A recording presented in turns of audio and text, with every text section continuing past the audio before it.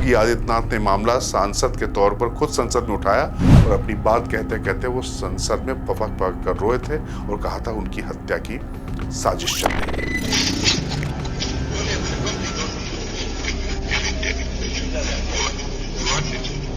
मुझे इस प्रकार से राजनीतिक पुराना का शिकार बनाया जा रहा है। मैं चुनाव से अनुरोध करने के लिए क्या मैं सदन का सदस्य हूँ या नहीं हूँ, और क्या सदन मुझे संरक्षण दे पाएगा या नहीं दे पाएगा। उसी दिन उन्होंने ठान लिया था कि अगर मौका मिला तो इन माफियाओं को खून के आंसू रुलाऊंगा। माफिया कोई भी हो, सरकार की जीरो टॉलरेंस की नीति है और उन माफियाओं के खिलाफ मिट्टी में मिलाने का काम उनका हमारी सरकार करेगी। योगी अपने दमखम अपनी प्रवृत्ति के अनुसार कि मैं झुकेगा नहीं और फ्लावर नहीं फायर। योगी आदित्यनाथ या तो इतिहास में होंगे या योगी आदित्यनाथ अब इतिहास रचेंगे, ये तय नजर आ रहा है। दक्षिण भारत के एक सिनेमा के सुपरस्टार हैं अल्लू अर्जुन, बेहद स्टाइलिश हैं। उनकी एक फिल्म आई थी 2021 में, पुष्पा। ये फिल्म ऐसा हिंदी सिनेमा प्रेमियों के दिलो दिमाग में छाई कि इसने सारे प्रतिमान तोड़ दिए। और इसके जो 2 डायलॉग थे वो आप समझ लीजिए कि आज तक उसके तमाम मीम बनते हैं और उसको लेकर आज की तारीख में अल्लू अर्जुन पूरी तरीके से जैसे हिंदी सिनेमा में भी अमर और अजर हो गए हैं। एक तो था मैं झुकेगा नहीं और दूसरा था फ्लावर समझा क्या फायर हूं। लगता है कि इन दोनों जो संवाद हैं यूपी के मुख्यमंत्री योगी आदित्यनाथ ने पहले से ही अपना लिया था अपने जीवन में, और आज के संदर्भ में नहीं, पहले से भी। वो अलग बात है कि योगी को जो फायर समझकर लाए थे उनके लिए भी आज की तारीख में वो फ्लावर नहीं रहे। मतलब आग तो उसका चरित्र है, वो उसी तरीके से काम कर रही है। नमस्कार, मैं राजकिशोर।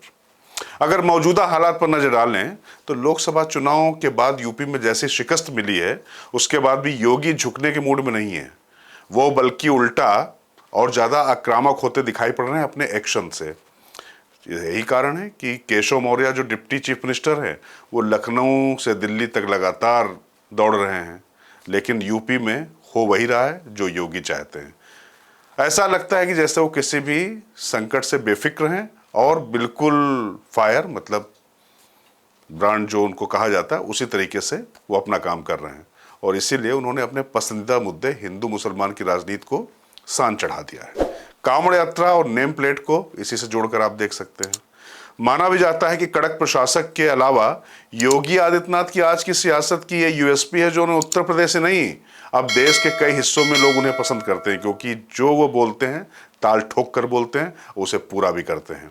बिल्कुल उस डायलॉग की तर्ज पर कि एक बार मैंने अपनी कमिटमेंट कर ली तो खुद भी नहीं झुकता। खैर ये तो सलमान खान का डायलॉग है, लेकिन हाँ, मैं झुकता नहीं वाला मामला जो है, मैं झुकेगा नहीं वाले अंदाज में ही काम कर रहे हैं। तो योगी को हटाने को लेकर वैसे तमाम अटकलें चल रही हैं, लेकिन वो अपनी धुन में व्यस्त हैं और मस्त राजनीति कर रहे हैं। हालांकि ये कोई पहला मामला नहीं है जब योगी इस तरह अड़ गए हों। इससे पहले 2022 के यूपी विधानसभा चुनाव से ठीक पहले भी योगी मुख्यमंत्री रहेंगे या नहीं रहेंगे, इसको लेकर मीडिया में खूब खबरें चल रही थी। इस दौरान योगी दिल्ली से लखनऊ के बीच में बिल्कुल शटल की तरह दौड़ते भी रहे। कई राज्यों में चेहरे भी बदले, लेकिन यूपी में चेहरा योगी ही रहे। यही नहीं, उस दौरान योगी के कंधे पर पीएम मोदी की हाथ वाली एक तस्वीर भी खूब वायरल हुई थी। और फिर जब 2022 का चुनाव हुआ तो मोदी योगी की सुपरहिट जोड़ी फिर से एक नया इतिहास रच चुकी थी। और पहली बार लंबे समय बाद ऐसा हुआ कि यूपी के सियासी इतिहास में दशकों बाद किसी पार्टी ने दूसरी बार लगातार सत्ता हासिल कर ली। यही नहीं, इससे पहले जब 2017 में बीजेपी ने विधानसभा में बम्पर जीत हासिल की थी, तब कौन बनेगा मुख्यमंत्री की रेस में योगी आदित्यनाथ का नाम काफी पीछे था। केशव मौर्य या मनोज सिन्हा, इनके नाम बहुत ज्यादा चल रहे थे, लेकिन तब भी योगी को मुख्यमंत्री बनाया गया था, और ये समझकर कि वो रहेंगे फ्लावर संगठन के अंदर और बाहर बने रहेंगे फायर। लेकिन जैसा मैंने कहा ना कि आग का तो अपना एक चरित्र होता है। खैर, ये तो उनके यूपी प्रदेश की राजनीति में आने और फिर ताकतवर होने के बाद की कहानी है। लेकिन 2017 से पहले जब वो सिर्फ गोरखपुर से सांसद हुआ करते थे, तब भी पूरे यूपी में तो नहीं लेकिन पूर्वांचल की सियासत में गोरखपुर से लेकर गोंडा और वाराणसी तक उनकी तूती बोलती थी। और तब योगी इस क्षेत्र में माफिया से नेता बने मुख्तार अंसारी को खुलेआम चुनौती देते थे। दरअसल हुआ यह कि गोरखपुर में जब उनके गुरु महंत अवैधनाथ का सिक्का चलता था और गोरखपुर में मठ बनाम हाथा की लड़ाई यानी हरशंकर तिवारी की हुआ करती थी, तब से योगी आदित्यनाथ गोरखपुर और आसपास की राजनीति की नब्ज समझने लगे थे और वक्त के साथ उन्होंने इस इलाके में अपनी लोकप्रियता भी कायम कर ली थी। इसी दौरान योगी की सियासी कामयाबी का सबसे बड़ा राज यही था कि वे किसी भी शिकायत पर अपने लाव लश्कर के साथ निकल पड़ते थे, क्योंकि यह इलाका खास तौर से मऊ से लेकर आजमगढ़ तक शुरू से ही हिंदू मुस्लिम तनाव के लिए बदनाम था।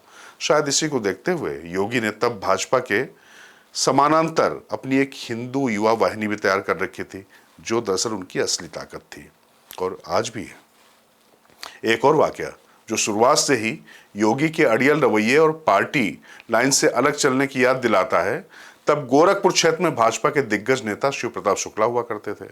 2002 के विधानसभा चुनाव में गोरखपुर सीट से योगी ने अपने सबसे करीबी और खास सिपहसालार राधा मोहन दास अग्रवाल को टिकट दिलाने की कोशिश कर रहे थे। वैसे आरएमडी यानी राधा मोहन दास अग्रवाल आज की तारीख में योगी के सबसे बड़े आलोचक है, लेकिन तब इस सीट से भाजपा ने अपने मौजूदा विधायक शिव प्रताप शुक्ला जो मंत्री थे उनको टिकट दिया। इसके बाद योगी बगावत पर उतर आए और उन्होंने शिव प्रताप शुक्ला के खिलाफ आरएमडी को अखिल भारतीय हिंदू महासभा के टिकट पर न सिर्फ चुनावी मैदान में उतारा, बल्कि राधा मोहन दास अग्रवाल को चुनाव जितवा भी दिया और शुक्ला दूसरे नहीं तीसरे नंबर पर चले गए। यानी यहां भी योगी ने भाजपा को सीधे सीधे चुनौती दी और कोई उनका कुछ बिगाड़ नहीं पाया। खैर, इससे आगे बढ़ें तो 2005 में गोरखपुर से सटे मऊ जिले में दंगा हो गया और इस दंगे में मुख्तार अंसारी का नाम सामने आया, जिसके बाद योगी ने अपनी हिंदू युवा वाहिनी के साथ मऊ के लिए प्रस्थान कर दिया, लेकिन उन्हें मऊ से पहले ही दोहरी घाट में रोककर वापस गोरखपुर भेज दिया गया। लेकिन योगी इस दंगे को भुला नहीं पाए, साथ ही यहीं से मुख्तार अंसारी के साथ उनकी अदावत भी बढ़ती चली गई। तभी उन्होंने मुख्तार को चुनौती देते हुए कहा था कि वह मऊ दंगों के पीड़ितों को इंसाफ दिलाकर रहेंगे। इसी बीच मऊ दंगे के ठीक बाद 2005 में ही गाजीपुर जिले में भाजपा नेता और मोहम्मदाबाद से विधायक कृष्णानंद राय को बेरहमी से जान से मार दिया गया। इसमें मुख्तार अंसारी का नाम आया। कहा जाता है कि कृष्णानंद राय और योगी की अच्छी बनती थी। ऐसे में योगी एक बार फिर अपने काफिले के साथ गाजीपुर के लिए रवाना हुए, लेकिन तब यूपी में मुलायम सिंह की सरकार थी और उन्हें मऊ की सीमा में ही रोक लिया गया और यहीं से मुख्तार अंसारी और योगी आदित्यनाथ के बीच तल्खी बढ़ती चली गई, क्योंकि अब मुख्तार इस इलाके पर खुद का एक छत्र राज समझने लगा था और रही सही कसर 15 अगस्त 2007 को आजमगढ़ में एबीवीपी कार्यकर्ता अजीत राय के हत्याकांड ने पूरी कर दी। कहा जाता है कि स्वतंत्रता दिवस पर अजीत राय ने वंदे मातरम गाए जाने की बात कही थी, जिसका विरोध किया गया और फिर उनकी जान ले ली गई। इसमें भी मुख्तार अंसारी का हाथ आया। इसी मामले को लेकर योगी ने हिंदू युवा वाहिनी के नेतृत्व में आजमगढ़ में आतंकवाद के खिलाफ 7 सितंबर 2008 को डीएवी कॉलेज मैदान में एक रैली की थी। लेकिन कहा जाता है कि मुख्तार अंसारी के इशारे पर सीएम योगी आदित्यनाथ पर हमला किया गया, जिसमें उनकी जान को भी खतरा पैदा हो गया था। इस दौरान मायावती की सरकार थी और इस घटना के बाद खुद योगी आदित्यनाथ ने मामला सांसद के तौर पर खुद संसद में उठाया और अपनी बात कहते कहते वो संसद में फपक फपक कर रोए थे और कहा था उनकी हत्या की साजिश चल रही है। और कहते हैं कि उसी दिन उन्होंने ठान लिया था कि अगर मौका मिला तो इन माफियाओं को खून के आंसू रुलाऊंगा। और 2017 के बाद नियति ने जब योगी आदित्यनाथ को ये मौका दिया और वो मुख्यमंत्री बने, तो जिन जिन ने उन्हें सताया था न सिर्फ उनको खून के आंसू रुलाए, बल्कि मुख्तार और अतीक अब तो मिट्टी में मिल चुके हैं। तो आजम खान जैसे जो दिग्गज सपाई हैं, उनकी सियासत की जड़ें भी बिल्कुल खोद कर उखाड़ कर फेंक दी उन्होंने। यही नहीं, उनका वक्त पलटा तो गाड़ियां भी पलटने लगी। जैसे विकास दुबे जैसे गुंडा था जिसने इतने पुलिस वालों को मार दिया था, तो आदित्यनाथ की सरकार में पकड़कर, जो बुलडोजर बाबा योगी आदित्यनाथ को कहा जाता है, विकास दुबे की भी गाड़ी पलटी और उसका एनकाउंटर हुआ। उसको लेकर बहुत सवाल उठते हैं, लेकिन बाबा की यही ताकत है। और इसी चक्कर में कई बार उनको लोग बेलगाम मानते हैं। ये योगी आदित्यनाथ की ताकत भी रही है, लेकिन सियासत में कई बार ताकत कमजोरी भी बन जाती है, क्योंकि राजनीति का कोई भी धुरंधर हो, उसको उसमें तमाम बार थोड़ा फ्लेक्सिबल यानी लचीला होना पड़ता है। योगी शायद ये नहीं कर पा रहे हैं, तो अब देखना होगा कि योगी अपने दमखम, अपनी प्रवृत्ति के अनुसार कि मैं झुकेगा नहीं और फ्लावर नहीं फायर, इस पर कायम रहते हैं या फिर आगे कुछ एक नया एक इतिहास बनेगा, ये देखने की बात है। लेकिन आपको ये बता दूं, योगी आदित्यनाथ या तो इतिहास में होंगे या योगी आदित्यनाथ अब इतिहास रचेंगे, ये तय नजर आ रहा है। तो ये आपको खबर हमारी कैसी लगी, इस पर अपनी टिप्पणी दें, हमको बताएं और कमेंट बॉक्स में अपने सवाल भी लिखें और हमसे पूछें या हमको सलाह दें कि हमें और किस पर वीडियो बनाना चाहिए। तो हम आपकी जो आपकी इच्छा है उसके मुताबिक भी हम काम करने की कोशिश करेंगे। फिलहाल मुझे दीजिए आज्ञा। मैं राजकिशोर, बुलंदशहर टीवी, ताकत आपकी।